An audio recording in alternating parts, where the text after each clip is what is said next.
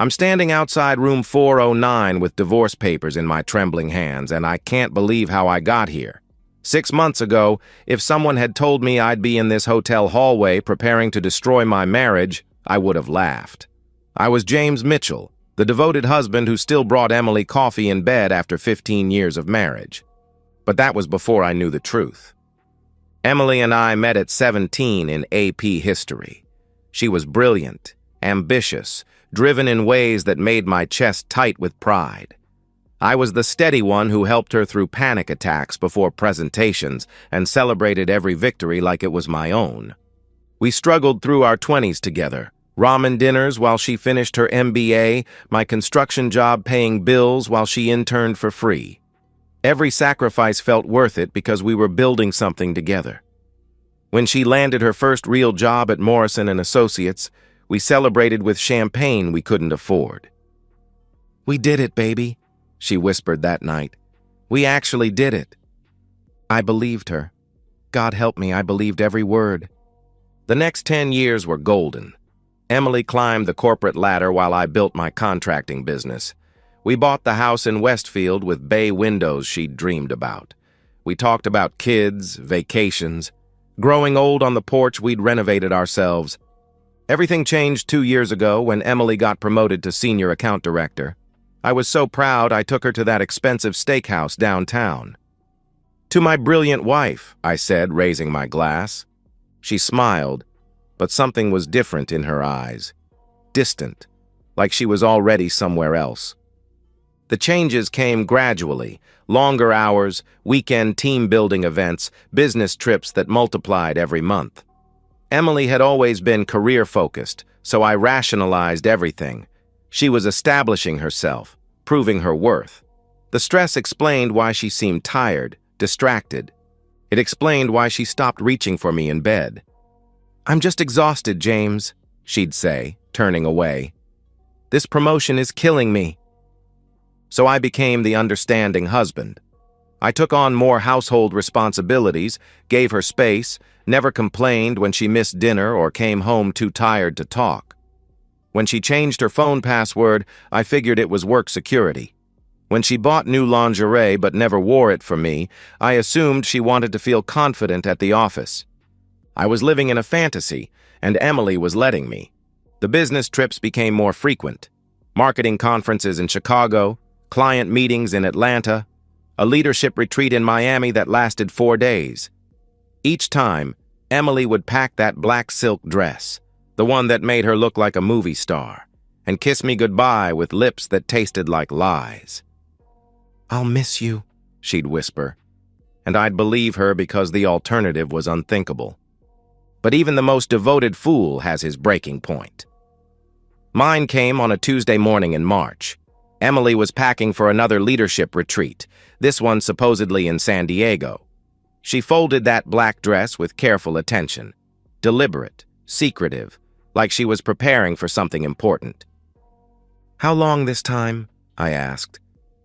"Just 3 days. Same as always." But it wasn't the same. Something primitive in my brain, some instinct I'd been suppressing, finally overrode my rational mind. I watched her zip that suitcase and felt certainty settle in my chest like ice water. My wife was having an affair. I waited until her car disappeared, then called Peterson Investigations. Frank Peterson answered on the second ring. "James Mitchell," I said. "I need your help." The words felt like acid, but I forced them out. I gave him Emily's details, her schedule, everything about her recent behavior. Frank listened without judgment, explaining his rates and methods. $3,000 up front, he said. I transferred the money that afternoon using our emergency fund, the account Emily didn't know about. The irony wasn't lost on me. I was using our nest egg to investigate whether our nest was built on lies. That night, I made dinner for one and sat staring at Emily's empty chair. For the first time in 15 years, I let myself imagine life without her. The thought should have terrified me. Instead, I felt relief. The next week was psychological torture.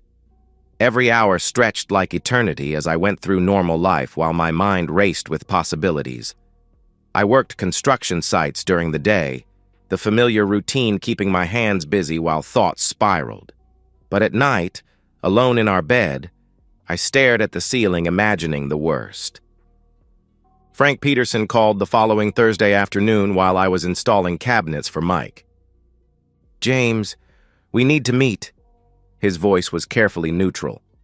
"Tonight. Murphy's Pub, 7 o'clock. "You found something." "I found everything," he replied. My hands shook as I packed tools. The drive home was a blur of traffic lights and static, my mind unable to focus on anything except Frank's tone. Professional, final, like a doctor delivering terminal diagnosis. Frank waited in a back booth, a manila envelope thick with evidence sitting between us like a loaded gun. He looked older than I remembered, weathered by years of delivering bad news. "You sure you want to see this?" he asked. "Show me," I replied. The first photograph hit like a physical blow. Emily walking into the Marriott downtown, not San Diego like she'd claimed, but 15 minutes from our house. She wore that black silk dress, hair styled for anniversary dinners. But she wasn't alone. The man beside her was tall, dark-haired, expensive suit that cost more than my monthly mortgage. His hand rested on Emily's back, intimate, possessive, familiar. They looked like a couple. "Thomas Hartwell," Frank said, sliding another photo across. "Vice President at Morrison and Associates, Emily's direct supervisor." The next photos were harder. Emily and Thomas in the hotel bar, leaning close over drinks, walking to elevators together. The final shot through a window, silhouettes embracing in room 409. My vision blurred. Whiskey sat untouched as nausea rolled through me. This was real. The woman I'd loved 20 years was being intimate with her boss while I waited home like a loyal dog. "How long?" My voice sounded foreign. "Based on records, 18 months. Started about 6 months after her promotion." 18 months. A year and a half of lies, fake trips, performance love when she bothered. I thought about nights wondering what was wrong with me, why my wife didn't want me. Turns out she did want someone, just not me. Frank slid another photograph across. Thomas with his arm around a blonde woman and 2 children, maybe 8 and 10. A perfect family photo. "His wife, Ava," Frank said. "Stay-at-home mom. Married 15 years, same as you. Those are their kids, Michael and Sarah." The betrayal's scope hit like a sledgehammer. This wasn't just my marriage. Emily and Thomas had destroyed 2 families, traumatized children who didn't know their world was exploding. Ava Hartwell was somewhere making dinner, helping with homework, unaware her husband lived a double life. "There's more," Frank said, sliding documents across. "Hotel receipts, restaurant charges, jewelry purchases. Your wife's been charging everything to corporate and filing as business expenses. That's fraud." I stared at evidence, struggling to process the deception's magnitude. This wasn't weakness or one-time mistake. This was calculated, methodical betrayal requiring planning, lies, and complete disregard for everyone they hurt. "What do you want to do?" Frank asked. The man I'd been a week ago would have wanted to save his marriage, considered counseling, forgiveness, working through pain together. But that man was dead. In his place sat someone harder, colder, more calculating. Someone who understood Emily had chosen Thomas 18 months ago, and every day since had been lies. "I need Ava Hartwell's address," I said. Frank raised an eyebrow. "Planning to tell her?" "Planning to work with her. They destroyed 2 families. They should face consequences from both," I replied. Frank nodded, understanding passing between us. He'd seen this transformation before, when betrayed spouses stopped being victims and became strategists. "I'll get everything you need," he said. "But James, revenge is dangerous. Once you start, there's no going back." I looked at photographs scattered across the table, evidence of Emily's treachery, proof of Thomas's deception, pictures of innocent children about to lose their father. The game had already started. Emily and Thomas had been playing 18 months, winning because I didn't know I was participating. Now the rules were changing. I paid Frank, collected evidence, and drove to our empty house. Emily's coffee mug sat in the sink, lipstick stains like signatures on confession. I looked around our kitchen, pictures on the refrigerator, vacation souvenirs, the life we'd built, and felt only cold determination. Tomorrow, I'd visit Thomas's wife and propose an alliance that would give both cheaters exactly what they deserved. The perfect husband was dead. In his place stood someone more dangerous, a man with nothing left to protect and everything to avenge. Ava Hartwell lived in a colonial mansion in Riverside Estates, where Range Rovers and perfect lawns were mandatory. I sat outside for 20 minutes, watching her move through windows like a ghost haunting her own life. She was cooking dinner, helping kids with homework, playing devoted wife while her husband destroyed their family, just like I'd been doing for 18 months. I finally rang the doorbell at 7:30, after dinner was cleared and children's voices had moved upstairs. Ava answered in yoga pants and an oversized sweater, blonde hair in a messy bun. She was beautiful in an understated way, naturally elegant. "Can I help you?" Wariness crept into her voice as she took in my work clothes and serious expression. "Mrs. Hartwell, I'm James Mitchell. I think we need to talk about our spouses." Color drained from her face. For a moment, I thought she might slam the door, but something in my tone convinced her I wasn't a threat. She stepped back, gesturing me inside with mechanical movements. Her living room was magazine perfect, cream sofas, fresh flowers, framed photos of family vacations, the American dream built on lies. "You're Emily's husband," she said. "You know about her?" I asked. Ava sank into an armchair, hands folded like prayer. "Not her name, but I knew there was someone.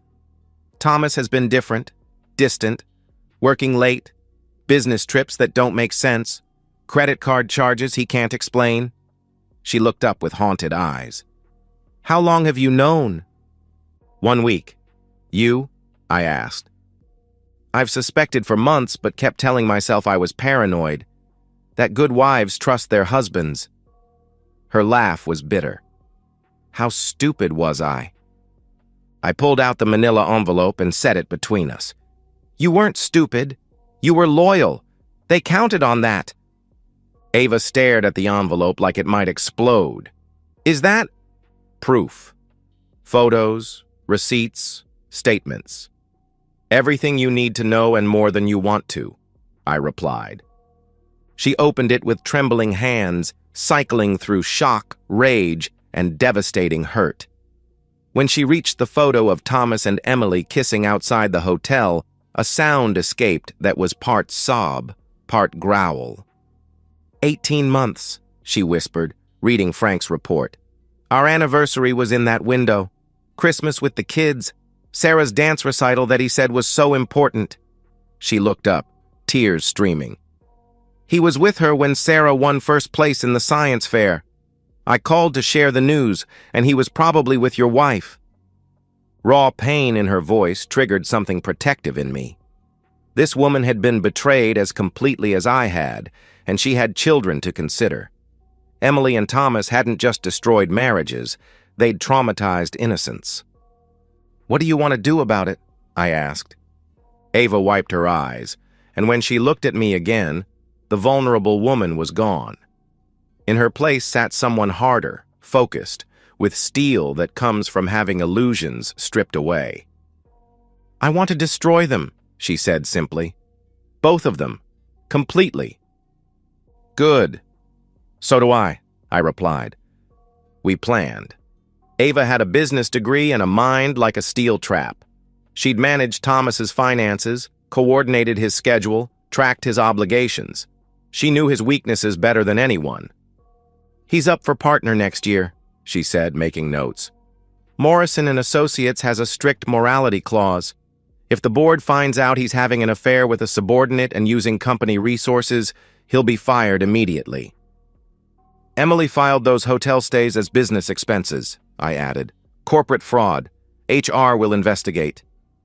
Better than that, Ava said, smile sharp as a blade. I have Thomas's computer passwords. I can access his email, calendar, everything. If we coordinate this right, we can hit them simultaneously from multiple angles. We spent another hour working details. Ava would contact HR and ethics hotlines with evidence. I'd handle legal aspects, filing for divorce and freezing Emily's assets. We'd coordinate with lawyers to maximize financial damage, but the most important part was confrontation itself. They're scheduled at the Marriott tomorrow night, I said, checking Frank's notes. Room 409, same room they've used for months. I want to be there when we tell them, Ava said. I want to see their faces when they realize their fantasy is over. It won't be pretty, I replied. Good. They destroyed my children's family. They humiliated us while we waited home like fools. Pretty is off the table. I studied this woman who'd become my ally in one evening. 3 hours ago, we were strangers. Now we were partners in the mission of our lives. There's something else, Ava said, hesitating for the first time. After tomorrow, after we confront them and file paperwork, I want social consequences too. Thomas has friends, colleagues, people who respect him. Emily probably has the same. What are you suggesting? I asked. Their professional reputations should reflect their personal character. Cheaters, liars, people who steal from companies and destroy families. That's who they really are. Their communities should know. I understood. This wasn't just about divorce and settlements. This was comprehensive destruction matching the betrayal's scale. Scorched earth, I said. Scorched earth, she agreed. We shook hands. 2 wounded people transformed into something dangerous. Partners, allies, instruments of justice our cheating spouses never saw coming. Tomorrow night, in room 409, their perfect fantasy would collide with reality, and we'd be there to watch it burn. The Marriott's hallway stretched before us like a tunnel to Judgment Day. Ava walked beside me, heels clicking against marble with countdown timer rhythm. She looked elegant in navy dress and pearls, the perfect wife delivering perfect revenge. I carried the manila envelope in one hand, divorce papers crackling in my jacket pocket. Frank Peterson had called an hour earlier confirming our targets were in position. Emily and Thomas had checked in at 6:30, ordered room service at 7:15, hadn't left since. Their final performance was reaching climax, and they had no idea their audience was about to walk through the door. You ready for this? I asked as we approached room 409. Ava straightened her shoulders, transforming from nervous wife to warrior queen in a single breath. I've been ready for 18 months. I just didn't know it yet. I knocked, not the tentative tap of hotel staff, but the firm rap of someone with purpose. We heard scrambling inside, muffled voices, people hastily making themselves presentable for unexpected visitors. The door opened to reveal Emily in a hotel bathrobe, hair mussed and lips swollen from kissing another man. For a moment, she stared at me, brain struggling to process why her husband was standing in a hotel hallway when he should be home waiting for her return. James? Her voice was small, confused. What are you doing here? I stepped inside without invitation, Ava close behind. The room told the story we already knew. Champagne glasses on the nightstand, clothes scattered on the floor, bed sheets twisted from betrayal. Thomas sat on the mattress edge in boxer shorts and undershirt, expensive suit crumpled nearby like discarded dignity. Hello, darling, Ava said to her husband, voice honey-sweet with poison underneath. Surprise? Color drained from Thomas's face as he recognized his wife. Emily clutched her robe tighter, as if silk could protect her from what was coming. For 18 months, they'd held power, held secrets, made fools of their spouses. Now they sat exposed and defenseless while we held all the cards. This isn't what it looks like, Emily said automatically. Really?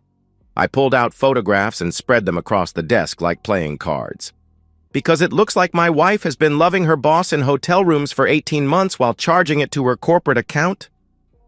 Thomas started to stand, but Ava's voice stopped him cold. Sit down, Thomas. You'll want to be comfortable for this conversation. The authority in her tone was absolute. This was the woman who'd run his household, managed his schedule, raised his children while he played house with my wife. Thomas sat back down, suddenly looking younger than his 45 years. We can explain, he said, finding his voice. Explain what? Ava asked. Explain how you missed Sarah's parent-teacher conference because you were here? Explain how you told me you were in Chicago when you were 15 minutes from our house? Explain how you've been stealing from your children's college fund to pay for hotel rooms? Emily's face crumpled as the scope of our knowledge became clear. They'd been so careful, so clever, but they'd underestimated their victims.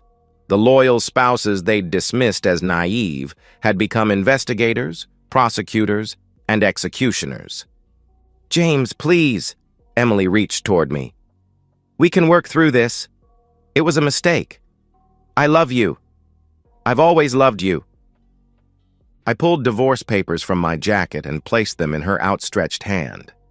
You loved me so much you had intimacy with your boss for 18 months. You loved me so much you filed fraudulent expense reports.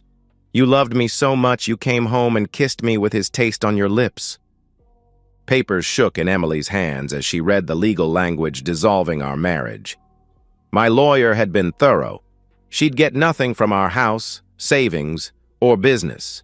The prenup we'd signed as young lovers now served as her financial death sentence. You can't do this, Thomas said, standing despite Ava's earlier command. This is private. This is between us. Ava laughed like breaking glass. Private? You made it public when you decided to be with another man's wife. You made it public when you used company resources for your affair. You made it public when you lied to your children about where their father was spending his time. She pulled out her own legal documents. These are divorce papers too, Thomas. But unlike James, I'm not interested in quick dissolution. I want the house. I want custody of Michael and Sarah. I want half your business equity, half your retirement accounts, and spousal support that reflects the lifestyle you've been funding for your. The word hung in the air like a slap. Emily flinched as if physically struck, and Thomas's face flushed red with impotent rage. You can't call her that, he said. I can call her whatever I want, Ava replied. Just like she can call herself unemployed after HR finishes investigating expense fraud. Just like you can call yourself terminated for violating the company's morality clause. I watched realization dawn on their faces. This wasn't just divorce. This wasn't just ending marriages and dividing assets. We'd declared total war, and we'd come armed with nuclear weapons. By Monday morning, I said, both your employers will have full documentation of your affair and financial impropriety. Your friends, colleagues, professional networks, they'll all know exactly who you really are. We have children to think about, Thomas said desperately.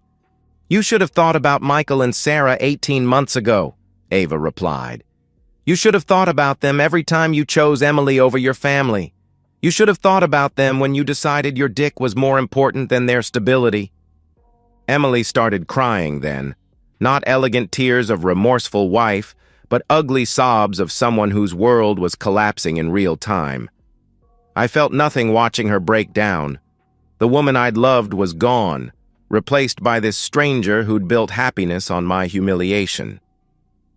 What do you want from us? Thomas asked. Nothing, I said.